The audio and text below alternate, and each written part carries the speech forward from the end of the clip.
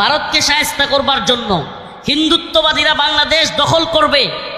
অপ্রিয় মুসলিম উম্মার যুবকেরা, তোমাদেরকে বলি, এটা আমাদের প্রাণের দাবি তোমাদের প্রতি। যদি বাংলাদেশকে দখল করা তো দূরের কথা, হিন্দুত্ববাদীদের চোখ যদি এদেশের ভূখণ্ডের উপর পড়ে, হিন্দুত্ববাদীদের বিরুদ্ধে দাঁত ভাঙা জবাব দেওয়ার জন্য তৈরি আছো তো ইনশাআল্লাহ? তৈরি আছো তো ইনশাআল্লাহ?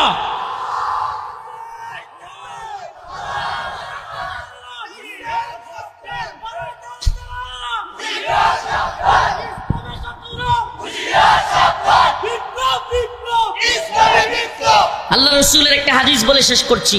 ইসাবাতানে মিন উম্মতি, ইসাবাতানে মিন উম্মতি আহরাজাহুমুল্লাহু মিনান নার, ইসাবাতুন তাগজুল হিন্দা ওয়া ইসাবাতু মা ঈসা ইবনে মারইয়াম। সুবহানাল্লাহি ওয়া বিহামদিহি। আল্লাহ রাসূল বলেছেন, এটা অস্বীকার করবার সুযোগ নাই। কেন নাই? কারণ এমন এক ব্যক্তি বলেছেন যার দুই ঠোঁটের মাঝখান দিয়া জীবনে কোনোদিন মিথ্যা বের হয় না। সুবহানাল্লাহ। এটা শুধু আমরা স্বীকার করি না, মক্কার কাফের মুশরিকরা পর্যন্ত এ কথা স্বীকার করত। আমাদের রসুলকে তারা পাগল বলতো, জাদুকর বলতো, গণক বলতো, কিন্তু কোনোদিন মক্কার কাফেররাও মিথ্যাবাদী বলে নাই। আমার সেই রসুল বলেছেন, ইসাবাতানে মিন উম্মতি আখরাজাহুমুল্লাহু মিনান নার, ইসাবাতুন তাগজুল হিন্দা ওয়া ইসাবাতু মা ঈসা ইবনে মারইয়াম। আমার উম্মতের দুইটা দলের সাথে যুদ্ধ হবে, আর এই দুইটা দল আমি তাদেরকে জাহান্নাম থেকে মুক্তি ঘোষণা দিলাম। একটা দল ইসাবাতুন তাগজুল হিন্দা, হিন্দুস্তানের সাথে মুসলমানদের এক ভয়াবহ যুদ্ধ হবে, সেই যুদ্ধে শরীক হওয়া মুজাহিদ, সেই দলটা। প্রিয় হাজিরিন, আখিরি পয়গাম, সেই দলে আমরা শরীক হইতে রাজি আছি তো ইনশাআল্লাহ? মুসলিমদের দলে শরীক হইতে প্রস্তুত আছি তো ইনশাআল্লাহ? লিল্লাহি তাকবীর, লিল্লাহি তাকবীর। এই দিল্লি না ঢাকা, দিল্লি না ঢাকা, আপোষ না সংগ্রাম, দালালি না রাজপথ, গোলামি না আজাদি, গোলামি না আজাদি।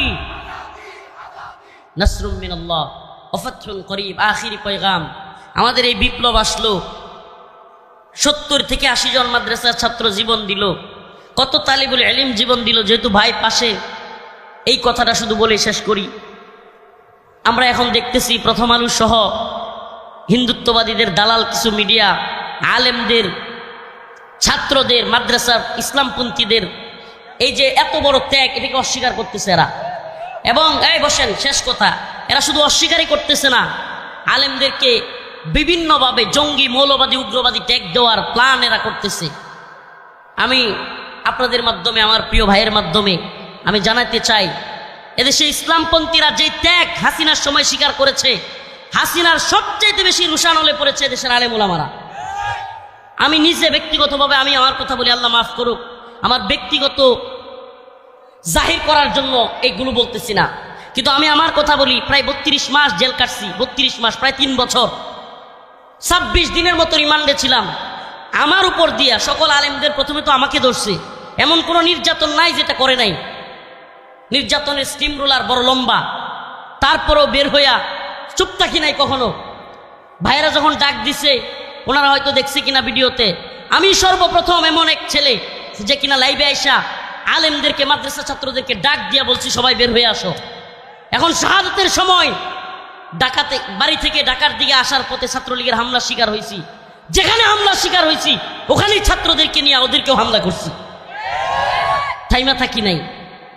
আমাদের ক্ষমতার দরকার নেই, আমাদেরকে অমুক পদ দেন, তমুক পদ দেন, এটা আমাদের চাওয়াও না। কিন্তু দেখতেছি রাষ্ট্রের নতুন করে, রাষ্ট্রের গুরুত্বপূর্ণ স্থানে আবার গাদ্দাররা ঢুকে যাচ্ছে। এটা দেখতেছি গাদ্দাররা আবারও গাদ্দারি করতেছে। আমাদের পদের দরকার নাই, আমরা পদ, এই তন্ত্রমন্ত্রের পদ চাই না। কিন্তু যদি ক্ষমতা লোভী হইয়া আবারও কেউ ভারতের গোলামি কিংবা আমেরিকার গোলামি করবার চিন্তা করে, গোলামদেরকে লাঠি দিয়ে নামাইতে পারি আমরা। আব্দুল হামিদ খান বাসানি উনি বলেছিলেন, পিন্ডি ছেড়েছি দিল্লির গোলামির জন্য না। আমরা তো বলি পিন্ডি ছেড়েছি, দিল্লি ছেড়েছি, ওয়াশিংটনের গোলামির জন্য না। আমরা আল্লাহর গোলামিতে বিশ্বাসী। নতুন করে কেউ আমাদের সাথে গাদ্দারি করবে, মুনাফিকি করবে, এদেশে ইসলামপন্থীদের অবদানকে অস্বীকার করবে, আমরা চুপ থাকবো না, আমরা চুপ থাকবো না। অতএব আপনাদের প্রতি আমাদের বিনীত অনুরোধ থাকবে, এদেশে ইসলামপন্থীরা আপনাদেরকে ভালোবাসে। বলেন না, বন্যায়, দুর্যোগে, দুর্বিপাকে সবার আগে কারা আপনাদের পাশে দাঁড়ায়? সত্যি বলবেন। এ আলেমরা পাশে দাঁড়ায়। সারা দেশে আলেমরা মানুষের ঘরে ঘরে ত্রাণ, ঘরে ঘরে টাকা পয়সা পৌঁছায় দেয়, খায়া না খায়া এই কাজগুলো করে যায় আলেমরা। আলেম সমাজকে ভুল বুঝবেন না, আলেমদের সবাই ভালো এটাও বলছি না, সবাই খারাপ তাও তো না, কিন্তু আলেমবিহীন সমাজ কখনোই কল্পনাও করা যায় না। আলেমবিহীন সমাজ যেন ইসলামবিহীন সমাজ। কেননা আলেমদের ছাড়া আপনি মাসআলা মাসাইল ফতোয়া কার থেকে নেবেন? অতএব আলেমদের প্রতি বিদ্বেষ তৈরি করা, আলেমদেরকে জঙ্গি মৌলবাদী ট্যাগ দেয়া, এটা একটা ভারতীয় চক্রান্ত, এটা আমেরিকান চক্রান্ত।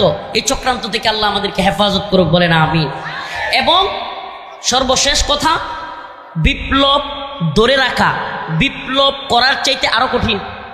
এই বিপ্লবকে ধরে রাখবার জন্য আমাদেরকে ঐক্যবদ্ধ থাকতে হবে, স্বতঃস্ফূর্তভাবে আমাদেরকে ওই বিপ্লবের যারা অগ্রনায়ক তাদেরকে সাপোর্ট করতে হবে। আল্লাহ পাক আমাদের সবাইকে ইসলামিক বিপ্লবের জন্য কবুল করে, বলেন আমিন।